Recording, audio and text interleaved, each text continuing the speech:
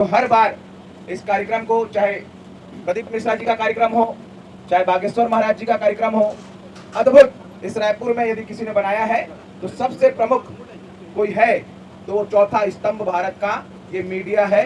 तो आप सभी का मैं स्वागत करता हूं, अभिनंदन करता हूं। सनातनी जो उनके पीछे आज जो उनकी बातों को लेकर कि जात पात की करो विदाई, हम सब हिंदू भाई भाई। मैं धर्म का काम करता हूं, मैं भगवा चोला पहनूं ये जरूरी नहीं। बिना भगवा चोला पहने भी बसंत अग्रवाल वो कर रहा है जो लोग नहीं कर पा रहे। और रही बात विधायकी की, तो विधायक बसंत अग्रवाल के आगे कहीं नहीं लगता है। मैं यहाँ चाहता हूँ कि हमारे छत्तीसगढ़िया भाई मन आगे बढ़ाए, अवमन करें, लेकिन ओखर बार वैसन एक क्रिएशन जरूरी है। माने शिक्षा संस्कार हवा सब पंडित मन में, लेकिन ओखर बार हम सब ला संगठित होए के जरूरत है। यहाँ मौजूद है समिति के सभी सम्माननीय महेश चाचा जी, सरवन चाचा, वीरू वीरेंद्र पारक जी, प्रकाश महेश्वरी जी, विनोद भैया, हमारे बड़े भाई जग्गू भैया, आजाद भाई, हेमेंद्र साहू जी जो कि प्रमुख रूप से इस कार्यक्रम में हमेशा रहते हैं, स्वामी जी, और भी जितने गणमान्य यहाँ मौजूद हैं। और सबसे ज़्यादा आपका अभिनंदन करता हूँ जो हर बार इस कार्यक्रम को, चाहे प्रदीप मिश्रा जी का कार्यक्रम हो, चाहे बागेश्वर महाराज जी का कार्यक्रम हो, अद्भुत इस रायपुर में यदि किसी ने बनाया है तो सबसे प्रमुख कोई है तो वो चौथा स्तंभ भारत का ये मीडिया है। तो आप सभी का मैं स्वागत करता हूं, अभिनंदन करता हूं और क्षमा चाहता हूं कि मैं 11 का 12 कंफ्यूजन हो गया, आगे कभी नहीं होगा। अभिनंदन है आप लोगों का।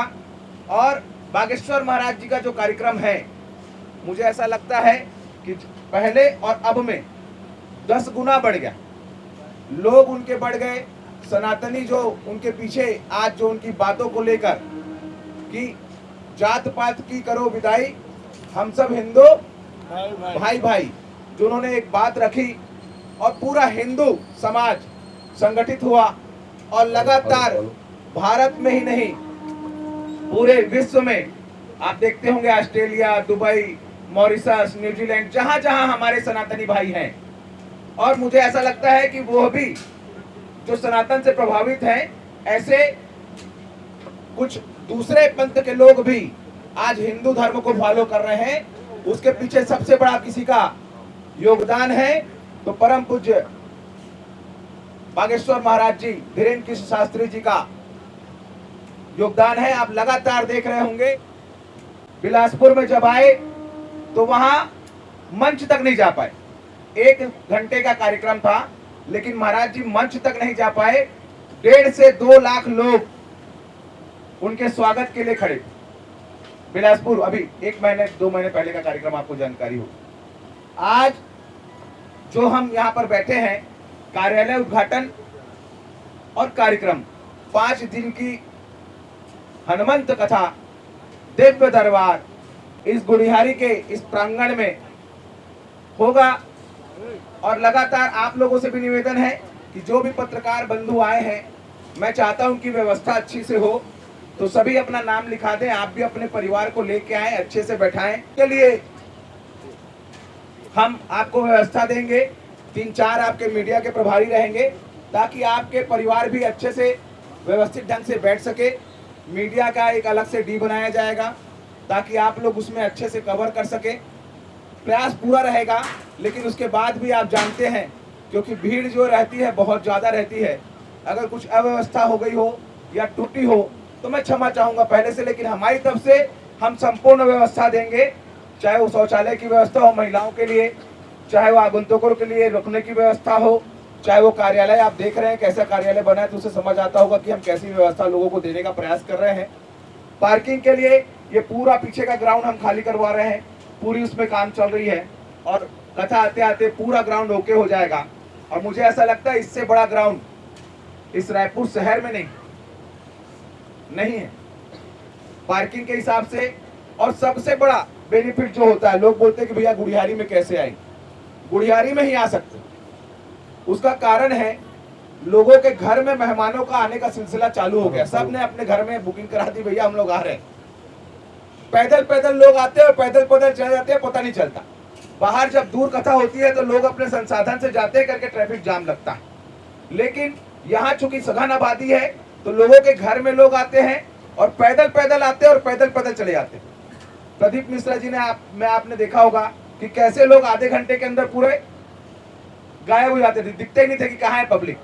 उसका कारण ही यही है, और मैं निवेदन भी है कि जितने भी लोग आए टू व्हीलर से ज्यादा कोशिश करें कि आए। टू व्हीलर से आएंगे जो मजबूर है वो फोर व्हीलर से आए, लेकिन जो टू व्हीलर से आएंगे तो ज्यादा अच्छे रूप में कम ट्रैफिक में आप आराम के साथ पहुंच पाएंगे, क्योंकि संपूर्ण व्यवस्था हम रख रहे हैं। उसके बाद भी बागेश्वर महाराज जी की कथा है, आप समझ सकते हैं कि परिस्थितियां क्या हों। आप देखते होंगे मंदिरों में, आरतियों में पहले लोग नहीं मिलते थे, अब आरतियों में आप देखिए, मंदिरों में देखिए, लगातार लोगों की संख्या बहुत बड़ी है। शिव मंदिर जो ऐसे ही पड़े रहते थे, जहां कोई साफ सफाई करने नहीं जाते थे, आज वहां तांता लगा है। बच्चा स्कूल बाद में जाता है, गृहिणी काम करने बाद में जाती है, पुरुष काम करने बाद में जाता है, पहले वो शिवालय जाता है।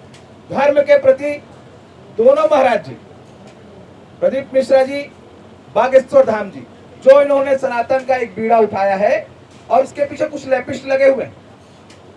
क्या क्या विषय बनते हैं आप देखते हैं। कैंसर का 250 करोड़ का बजट, 250 करोड़ का कैंसर हॉस्पिटल मोदी जी ने उद्घाटन किया बागेश्वर महाराज के धाम में, निःशुल्क, किसी प्रकार का वहां कोई शुल्क नहीं होगा। तो ये 250 करोड़ कहां से आएंगे? हम जैसे भगत लोग ही तो देंगे, तभी तो होगा ना। बिना धन के वो बन जाएगा। या प्रदीप मिश्रा जी जो वहां भोजन चलाते हैं, वहां चलता है लगातार, बागेश्वर धाम में लगातार भोजन चलता है, तो ये भोजन के पैसे कहां से आएंगे? लोगों के बीच से आएंगे। तो कुछ ऐसे लेफिस्ट हैं जिनको इन चीजों से तकलीफ है कि हिंदू जाग रहा है और जागरण का काम चल रहा है, वो ये विषय चलाते हैं। लेकिन मेरा निवेदन है हमारे हिंदू भाइयों से कि इस विषय को बात भी ना करें। जो नहीं देता है ना वही बात करता है। भैया कितना लेते हैं? भैया तू दे रहे क्या? हृदय से मंगने आए क्या? जिसकी स्वेच्छा है वो दान धर्म कर रहा है। जिसके पास पैसा हो, महाराज जी लोग खुदा बोलते हैं कि जिसके पास व्यवस्था हो वो व्यक्ति कथा कराए, वरना आपको जबरदस्ती प्लॉट बेच के, जमीन बेच के कथा कराने की जरूरत नहीं है। तो जब नहीं है तो नहीं है, नहीं, लेकिन आपको कराना है। अच्छा, आप करा रहे हैं तो आप व्यवस्था नहीं दे पाएंगे तो भी तकलीफ है। लाखों लाख लोग आएंगे और यदि आप व्यवस्था नहीं देते तो कैसे बनेगा? इसलिए जो समाज में सामर्थ्यवान लोग हैं वो कथा का बीड़ा उठाते हैं, साथ में जो संपूर्ण समाज है वो उस कथा का आनंद ले, कथा का रसपान करे, और कथा के बैठकर जो अपन वहां धर्म की बात करते हैं उस धर्म की बात करें। पैसे की बात करना, मोह की बात करना बेकार। ओवर क्राउड होता है भाई साहब, हम पंडाल बढ़ाते जाते हैं। पिछली बार भी हमारा पंडाल लगातार हनुमान मंदिर तक चला गया था। जैसे जैसे पब्लिक आती जाएगी हम निश्चित रूप से उनके लिए पंडाल की व्यवस्था बढ़ाते जाएंगे। यातायात के लिए हमारे 500 वॉलंटियर्स लगेंगे निजी रूप से, सरकार के लोग लगेंगे, पुलिस प्रशासन लगेगा। आप पिछले बार भी देखें यातायात बाधित नहीं हुआ कहीं पर, इस बार भी नहीं होगा। चोरी चकारी के लिए मेरा निवेदन है कि कोई भी हमारी माताएं सोने का चैन ऐसी कुछ चीजें ना पहन के आए, कथा सुनने के जब आए तो उसको निकाल के आए, क्योंकि बहुत पब्लिक है और पब्लिक के बीच इस प्रकार के लोग आ ही जाते हैं। निवेदन है कि महिलाएं किसी प्रकार के सोने की, चांदी की चैन पहन के ना आए।